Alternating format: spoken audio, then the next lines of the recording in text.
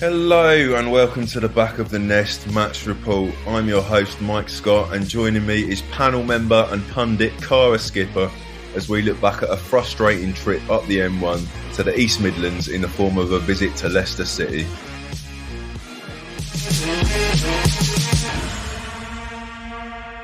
Caragh, how are you doing? I'm okay. I feel like I've been given a promotion there as a pundit, not just panel member anymore. I have to big you up a bit because there's only one of you. So. Thanks, yeah. Take with one, away with the other. Love it. Yeah. A couple of extra adjectives in there. Yeah, sorry. You are a pundit. I get to ask you your opinion and listen while I'm sipping tea, and then it's all good. Perfect. Let's just cover some of the stuff that happened this week before we get onto the game. And I mean, let's point out now that if you've bothered listening to this, fair enough to you, because most people, including probably some of the team, perhaps against Leicester, we're looking forward to Wembley. This is just a little prelude, isn't it, really? So if you've actually bothered to listen today, kudos to you. Give yourself a pat on the back. If you're sitting on the train, lean forwards, lean away from that dirty, moth-filled, horrible, dusty, dust mite chair that you're sitting in. Give yourself a pat on the back. And then pat the chair and you'll see all the dust come off and it'll be human skin and all that kind of stuff. Good stuff. I don't even know where it's going. If people are listening, they might have now been grossed out. Yeah. If you joined us up to that point and you've left now, fair enough. News this week. So on Saturday, the day before the Leicester game, the under-18s lost 3-2 away at Southampton, gutting proper injury times, like the 95th minute goal that they scored to beat us. Really depressing. And it's meant that the top of the table has changed quite a bit since earlier on in the season, and especially last season where Fulham were dominating. Southampton are now second. They're above Palace by 4 points, so that was a proper 6-pointer. West Ham are still at the top with 49 points after 23 games. Palace and Southampton have both got 2 games in hand, so both of those teams have a big say in this, and actually Southampton have got it in their own hands. But Akinwale had put us 2-0 up after half-time. Then they had 3 goals in the last half an hour. It must have been absolutely gutting for the boys. So very depressing, but still time to bounce back. Just hope West Ham slip up, I suppose. But yeah, sitting in third at the moment. And talk us through the Palace women game, because you went. I did, yeah. We are rewinding a little bit back to the 3rd of April, because that was the last women's game. But it was finished 2-1 Palace, which was a fair result, I think. In the end, we were definitely the better side. Blackburn soaked up a hell of a lot of pressure, and saw Molly Sharp briefly afterwards, and she was saying to us then what she said to us when she came on and kind of did the interview for us, that we do really make it hard for ourselves sometimes. And I think that match was an absolute example of that. It felt like we probably should have scored a lot more than we did. A little bit of bad luck, a little bit of just not quite being just quite there yet, I think. But anyway, Coral Haynes got us a relatively late win, about 79 minutes, I think, after a few subs that allowed us to press a little bit. Hardest, that was good. Took Toby for his second Palace women's game. He got completely starstruck by Molly because she knew who he was from when we spoke about him on the podcast. And he's 8 years old, and for the first time since he was about 3, tried to hide in my coat when we met her. So bless him. I think he enjoyed it and then felt like he'd met a mini celebrity at the end. So that was nice. And yeah, going to try and get down for the last home match of the season on the 24th of April, which is against Watford. And then the women's final game of the season is versus Sheffield United on the 1st of May. So I think there's a little bit of dip in form before the Charlton game a couple of weeks ago, but it seems to be picking back up now. So hopefully can finish those last couple of games on a bit of a high. Yeah, is there any talk of an injection of cash Not that Off, yeah, not that I've heard. We'll see. I think though they've what Molly's been saying and what quite a few of them have been saying is the like level of attention that has been there this season from the fans and from the kind of central club has improved. So I think it would be really good to see some more of that next season. And get them at Selhurst. Get them at Selhurst. Right. Yeah, absolutely. And also just to see, like, you know, it seems to be quite hit and miss what games are tweeted out on the Palace men's like Twitter account and stuff. And so it would just be good if that's a regular thing, because it seems to be quite notable when it's put out on that bigger account, more people do come. And it does make a really big difference. And even just... Well, it's only this season that they've upped their game on the website as well, because the women's site was separate up until very recently. Yeah, absolutely. So you can buy the tickets on the main ticketing site now, which is good. But it does make a real difference for the kids. Like, even just talking to Toby about it, we halfway through the game, he just turned to me and said, like, why do men and women play separately? Like, I don't understand. Isn't that really sexist? It's like he probably it just wouldn't have crossed his mind as a thing unless we went there. And we had a conversation afterwards, and he sees all of their players as just as famous as the men's players. And I think if we're looking forward to kind of changing the conversation around football being a men's game and then there's kind of women's teams kind of added on, it's going to be getting that generation to go to these games that's going to make that difference. So I think the men's side of the club need to really up their game in promoting it as much as possible, I think. Yeah, and for the age teams as well. I mean, my son his favourite player is Raksaki. You asked him and it's Raksaki. He doesn't see a difference between wanting to watch the first team and watching the EFL team. So, yeah, I mean, that's great. On that, I want to quickly discuss, so obviously it's the Easter holidays for kids, and I'm sort of juggling work and having mine. Single parent stuff, you know, the usual thing. So I've been playing with him. I'm not really into modern gaming. Computer games, basically for me, peaked before 2000. So I'm only really retro games. But I do have a PS3 for him. And obviously that's quite old now. But the newest version of FIFA on it's FIFA 15. And we've been playing a league together, Premier League season with Palace. And first of all, the quality of the player names between then and now is just ridiculous. I mean, in the first 11, solidly Joe Ledley, you know, is in there. It's properly, to see how far we've come. Just to look back at one of the old FIFA games blows your mind. But more than that, because I've been calling like Johnny Williams, Johnny Esther, I've now got my 7-year-old son going, "Oh, Johnny Esther, what are you doing?" And he's cottoned on to the fact that he's a very small player. So he missed the shot earlier and hit it too soft. And then he's like, "Oh, Johnny Williams, as big as a baby." Yeah. Poor Johnny.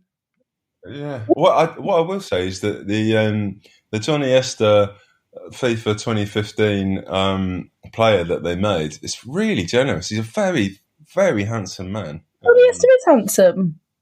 Yeah, but I mean, sort of superhuman handsome. Whereas Joel Ward is just absolutely the real Joel Ward. Interesting. Someone clearly had a soft spot for him when they were doing the illustrations or however they do it. That's my technical knowledge. It's hard not to. Plus, you know, he praised all the right people for those kind of things. But yeah, I mean, just the size, you know, it's just the back four of Papa Suarez, Scott Dann, Damien Delaney, and then, you know, someone on the right is swapped between Martin Kelly and Joe Ward. You know, so I can't. The fact that we stayed up all those seasons is just it's absolutely amazing, absolutely amazing. But yeah, get yourself out an old copy of FIFA. It's maybe the first season that we went up and Holloway's still manager, and have a look at the team. Interesting stuff. Right, well, that's probably longer than we're going to actually talk about the game. But let's get on to the game. Before we start about anything, so I was watching it on a totally legal stream, obviously, at home with the kids. You were there. You drove up. So I'm going to give a little intro music before you talk about a certain person in the crowd. Let's just build it up a little bit. 1 second. Yeah, this will get you in the mood. So tell us about the GoPro guy.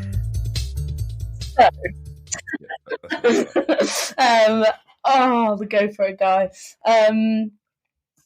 So there were a few guys in front of us. They were quite young, maybe like 20-ish, and they had their phones out and they were like videoing a bit and whatever else. And one of them had a GoPro on his head, and obviously it was something a little bit different. So the people behind us started taking the mick a bit. It started off funny, but then kind of. What were they saying? What was the quality ripping the piss out of the GoPro guy? Well, I don't know how much quality there was to it, to be honest, but it was just kind of like, so it started off like, put your phones away, just like whatever, people were ignoring it. Then people started saying like, oh, you look like you've come up from the mine and stuff like that. So there was a few giggles around that, but then like it just turned into some quite horrible beef between like everyone. So I've only seen a really low-res photo. So this guy he had a hard hat on? No, he didn't have a hard hat on. But he was wearing, I don't really know how to describe it. So he had the GoPro, but it was on his head. So he had like this like strap thing around his head to the GoPro. I don't really know what it's called. So a bit like a cyclist or something. Yeah, exactly. That's a good way to describe it. But no, he wasn't wearing a helmet of any description. But yeah, it just got out of hand, and it kind of then ended up going on for the whole 45 minutes of the first half. I think we can probably also blame the players because the football was so bad that I think people just clinging on to directing all of their frustration at GoPro guy. So he did everyone a favour, basically. In a weird way, yeah. Okay. So if you are listening, GoPro guy, or if one of your mates is listening now and is aware of the GoPro guy, and he wants to give his side of the story, then absolutely get in touch. Send us a tweet. We'd love to have a word with the GoPro guy because it sounds like he was a divisive character. Well, yeah.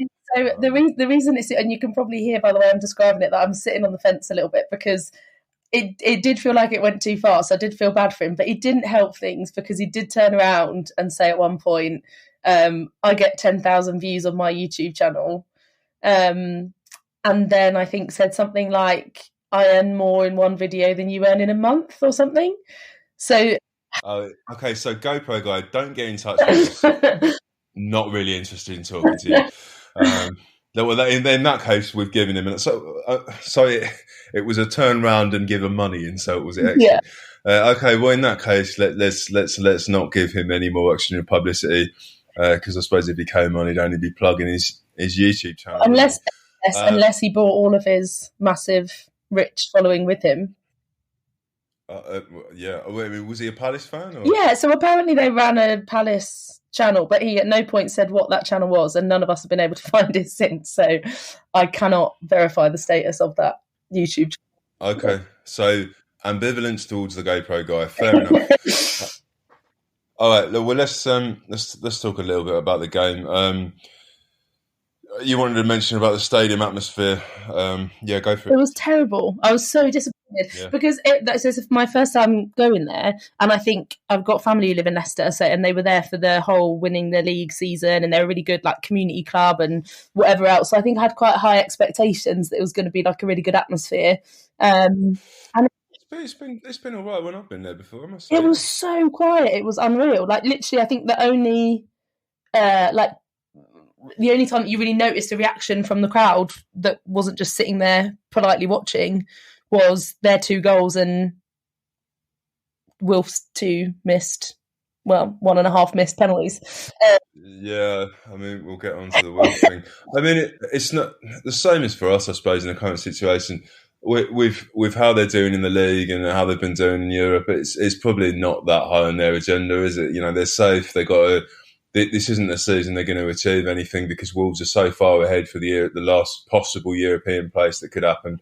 There's really not a lot left for them either. So not a huge surprise, I suppose. I did only hear Palace on the TV, other than when they went 2-0 up, and like you say, when they were trying to give Zaha some stick, I heard that. But short of them panning on a few guys, giving the usual, wanker signs when they went 2-0 up, it did seem quite quiet. But you can never tell with the way they skewed the audio on the TV. So. Yeah, I'd say quite a lot of our chanting time in the away end was directed at them. Like, we clap with our hands. With Crystal Palace, we clap with our hands, and various. The classic, yeah. They're big on the clappers. I remember that last time. Was there the less than classy Kasper Schmeichel chant? Did that go on? Yes, it did. Excellent. Got a soft spot for one of the most lowbrow chants ever. We won't repeat it because my producer Mikey is already, I think, had a long week, and he probably doesn't need to edit out the C words. But always amuses me how angry he gets with Palace fans. Was he pissed off? I didn't see him getting pissed off at us. I think it was only really to be fair, he didn't have that much to do, let's be honest. So, no. I think, I don't know if it changed by the end of the game, but I looked up at one point, maybe about, 80 minutes or something, and his stats were he'd made 2 saves, and I think that's pretty much both penalties that he saved. Yeah. I don't think he had that much to get angry about, apart from the penalties, and then that was obviously directed at Wilf and the ref and everyone on the pitch. So, yeah, sure. Well, I mean, the first half, so obviously they didn't create a lot until the goal, and then their weirdly named player that I just can't get my head around, his name's Dewsbury-Hall, but he just turned the game on its head within a sort of 5-minute period. But they had all of the possession and what you'd call pressure, the sort of middle third, just above the middle third possession. And the commentators kept mentioning how intensely they were pressing. I think that's the reason that they kept the ball so much, but more the reason that our back four looked very flustered, and Anderson with a series of mislaid passes, one absolutely suicidal pass he played from inside the box straight to one of their players. Was it their press that got to our players, or were they just, there was a little bit of, I think Terence put it pretty well in the back of the nest WhatsApp. He said, nobody wants to get injured. Everybody's just excited for Sunday, and maybe we're only playing at 90%. Yeah, no, I just feel like it was probably the combination of us being a bit knackered from Monday, and also everyone just not really being psyched up for the game. I don't really feel like Leicester were particularly that much better than us, to be honest, until the goals, and then that just kind of set a tone that we just couldn't really recover from, obviously, until the second half started. So I think it's, I don't know if I'm being biased, but I think it's probably a bit generous to say that it was all a Leicester press rather than us just being a little bit switched off, because I think it's probably a press that we could have dealt with if it was a normal game for us. Yeah, possibly. I mean, it was certainly only moments of magic that won them the game, really. That second goal was an absolute blinder, and the guy was man of the match by a country mile. So, yeah, you could well be right, and I don't think it's worth second guessing, because it was a slightly odd game for both teams. It had that kind of last game of the season about it. But, they've got more important things to deal with, and so have Palace, really. Our season's not going to be defined by a 2-1 away loss at Leicester. Thoughts on the defending for the first one? Just bad. Really bad. It was so almost like going back to that part of the season where just nothing was really working for us. We were just completely unsettled. Nobody looked like they really knew what their job was. Everyone was kind of like stumbling over themselves to like almost cover for somebody else, and it was just a mess. It was just an absolute mess. But as you said earlier, I think that was the feeling of the whole game. Really, just felt like we couldn't really settle at the back. Obviously, didn't help them with Mitchell going off, but no, we'll cover that in a second. I don't know if your reaction was the same, but I had the like automatic, and I fought against it the moment I thought it. I had the automatic thought of, oh, what's Ward done? And it's like, oh, it must be Ward's fault. Oh no, it's Klein and Gay, and nothing to do with him at all. He's nowhere near it. I was like, oh, okay. Back you go, Ward. You just, I think it's because the back four now for me in my head's so established that any change to it is automatically a step backwards. But I really just think that, again, the same as the rest of the sides, the defenders weren't quite at the races, and they've got this, worrying about putting a leg in and getting injured, which is exactly what happened to Mitchell. Today, on the day of recording, he was going for some more scans. Vieira sort of said he wasn't entirely sure whether he was going to be playing in the semi. That would be absolutely devastating. I mean, I'd take Mitchell or Elise back. I'd love them both back, but both of them out, that would be horrific. I have a feeling, and I'm really, really hoping that I'm not jinxing it by saying this, that both of them are fine, and this is very, very, very precautionary. Well, it sounded like it because Mitchell was taken off due to feeling something in his back. And he didn't you see. It seemed it from where we were, but then when I watched the highlights back today, you can see he didn't think he needed to come off. He was surprised when he saw his number come up. So I think if it was any other time and we didn't have the semi-final coming up, I think he would have played on. Yeah, but I don't know if that's my wishful thinking. If now tomorrow we hear they're both out, then everyone can blame me. So basically, it's a bit like you're about to go on holiday in a week's time, so you don't want to go out for a drink in case you get COVID. Yeah, absolutely. Yeah. Fair enough. You've mentioned you want to talk about Mateta interacting with the crowd and calling out time wasting. Yeah, I just love the guy. We all love him. It's not the first time he's done it, but he did it quite a lot yesterday where when, especially after, when was it? I think it was after Wilf missed that first penalty before we knew it was going to be retaken. And obviously we were all dead quiet, just in shock. And he came right up to us and was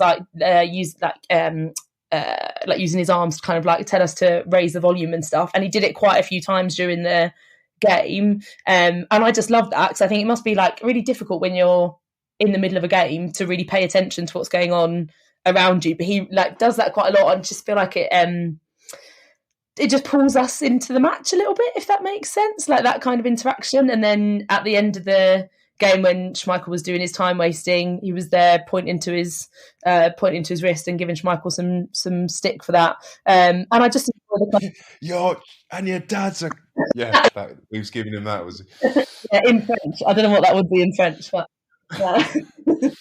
we'll have to ask Huskies. But I love the pantomime of it, and I think it fits really well in with the kind of type of fans we are as well. And I just think he's loving it. And I think it was the game on yesterday was unfortunate for him because he looked really confident, I thought, starting off. And there were a few kind of nice movements going on, and the rest of the game just didn't really allow him to do that. But I just think he's a bit of a legend. I mean, in terms of, obviously on the cameras, you only get to follow what the camera wants to follow, but Mateta was barely in shot for the game. So it's really hard to make a comment on him. It's whole swathes of the game where he wasn't even in camera shot. So absolutely not the game for a striker. No. Before we quickly cover Zaha, I'm just trying to think of other players that have done that regularly in the last few seasons. MacArthur's big for it. Luke has certainly done it a little bit. It's definitely those players that you think put in 110%. So that's good to see from a striker. Speaking of which, Zaha's definitely one of those. I think he dearly wanted a second goal yesterday because obviously the Leicester fans had pissed him off. Never seen him stick his tongue out further. Yeah. It was when we got the second chance at the penalty, we all turned around and said, oh, you got mail. I've got mail apparently, sorry about that. Tinder? No. It's probably work, depressingly. Yeah, when he was lining up to take the second one, we all just looked at each other and were like, "Oh, you just can't miss again." And then he missed again. And But in a way, that was even better because all the fans were like, "Wait!" Yeah, I guess so.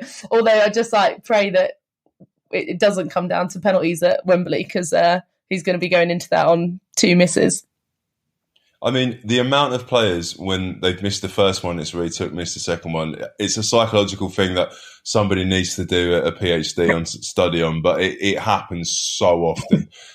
So fair enough. And he now gets an extra goal that wasn't a penalty in the record. So, all good for him. Anything else to say on the game, or was it just... No, I think we've done quite well to speak about it for that long, to be fair. I think it's ready to be forgotten about. Well, I mean, I literally think in terms of feedback, neither of us are on Facebook. Are you on Facebook? Yeah, but I check it very intermittently. Yeah. So the ones of us that are below 50 years old, i.e. not Nick, don't actually post anything on Facebook. So we only had Twitter to go on. And I don't think we've ever had less response to a "what would you like for us to discuss in a pod." My fault for not giving people that long before the game. But basically, the only comments really. So Andrew James Hepburn, what or who next season at right back and who goes? And then eBay, good old eBay. You said eBay used to send a lot of voicemails. I don't know what's voicemail. I feel like he was I feel like the voice messages. He was the number one. We phased out voice messages. I'd like to say both right back and left back positions are what we need to sign players for. If Mitchell gets injured, we don't have any cover. And then Alan B's replied, obviously with AWB back to Palace, which is more than impossible. More than possible. I'm still very happy with Klein, and Ward is an excellent cover for me. Obviously, neither of them get any younger, but Klein is still a fair few years younger than me, so I'm not going to call him old. Ferguson with a new injury. I mean, we know we've got a new Connor Wickham on our hands. It basically is those positions, isn't it, really? Yeah. But I think, in a weird way, it just seems a long way off because we don't know what's going to happen with we all also hope that some magic will be pulled out the bag for Connor to stay. But if he doesn't, will bids come in for Elise? There's so many things that I think could happen that all of that feels a long way off. But yeah, that has to be the target. And I think maybe looking at another goalkeeper at some point. Maybe. Yeah, I mean, it just shows that if we're talking about signings, that's how little there is to talk about for football. I mean, I tend to lead these to Patrick and Hambo, who have, and DR. Obviously, DR has ridiculously strong opinions that change from one video to the next. I don't know. I've never been happier with the Palace squad, and as I say, just go and look at the FIFA 15 squad, and you see a midfield marshalled by Joe Ledley, and things are pretty good. Connor Wickham's going to be a big miss, but who'd have thought we'd have him this season? Who knows who we could get on loan next season? Connor Wickham. Fucking hell. Conor Gallagher. Obviously, I'd love to have Connor Wickham back again for just keeping the physios in gainful employment. But so I mean, just go through a few four-word reviews, I suppose, and then we'll probably leave it there, because what you really want is the preview team talking about Wembley, because you've all got your tickets, right? You've all got your tickets. Somebody apparently has a spare. There's one spare going out of the 40,000. So someone somewhere is going to have a spare. Other than that, 39,999 of us have got our tickets, and that's what matters. And that's exactly why Ben McCarthy's four-word review reply was Wembley on our minds. Amanda Adodu says, tough opponents, move on. Not sure they were that tough, but I agree with the move on. Yeah, and SW with meh, big one next. Warm up for Wembley. That's how we should all see it, I think, from Wickaz or Routine Wasp. Yeah, and I mean, the only thing, perhaps, let's just quickly talk about Billy Bass or Billy Bass. I'm not sure. Either you like your Shandy Bass, Billy, or you like your bass. And he could be all about that base. Mitchell out and Palace loss. I mean, I think there's probably more to it. Is he saying Mitchell out as in Mitchell injured, or is he calling... As in, because Mitchell was out, we didn't win. Fine, okay. I went to really lose my mind there about him saying Mitchell out in a different context. Oh, come on. Nobody thinks that. Nobody thinks that. Michael Cassata, blame the yellow shirts. Yeah, fair enough. Basically, loads of comments about Wembley. So we're all going to take a nice win against Chelsea. We'll hope that their 6-0 away win at Southampton was getting all their goals early, and then they're not going to play like that against us. But who knows what kind of Chelsea we're going to get. But the preview guys will be discussing that later in the week, so we'll leave it to them. Any parting words from you? Any final tweets you'd like to read out? I'm going to... I was going to say hand over to Brendan Lane, but he's not here, so I'm going to read it for him. Tweeted my favourite summary of the game, which is, please, can fellow Palace fans stop having a go at each other over yesterday's result? We lost a game. Get over it. Cheer up. It's Wembley week. Yeah, fair enough. I don't know if that's aimed at GoPro guy again or not. But, let's all have a bit of solidarity, shall we? If you're gonna slag anyone off, choose Lewis Dunk. Right, thank you for listening to the show, and thanks in particular to everyone who got in touch today. We do read all of the comments, and we managed to read a lot of them out today because there's probably the least in the history of the show. We can't use them all, but we do go through everything, and it helps us create the show. So always keep them coming in. And games that we win, that kind of thing. Sometimes we have dozens and dozens and dozens on every post, and they all help us to shape the show, so thank you. As ever, plenty more content for you all across our social accounts, and a wealth of live and recorded shows for you over on YouTube, including instant match reaction and a chance to get involved. DR, if you haven't seen him talking to the guys from AFTV last week, go back and watch. If he ever changed allegiance, he'd be the best AFTV pundit going, but he gave them some stick. Well worth a watch. Remind yourself that even though we lost to Leicester, it was only a few days ago, we had that amazing result, and he made them look quite stupid. So find us on everything, Twitter, Instagram, whatever, by searching Back of the Nest, and like, subscribe, and be merry. Leave us positive reviews in the right places, especially on your pod app. Really, really helps us with algorithms, allows more Palace fans to find out about us. Thank you very much for listening, and until next time, come on, you Palace.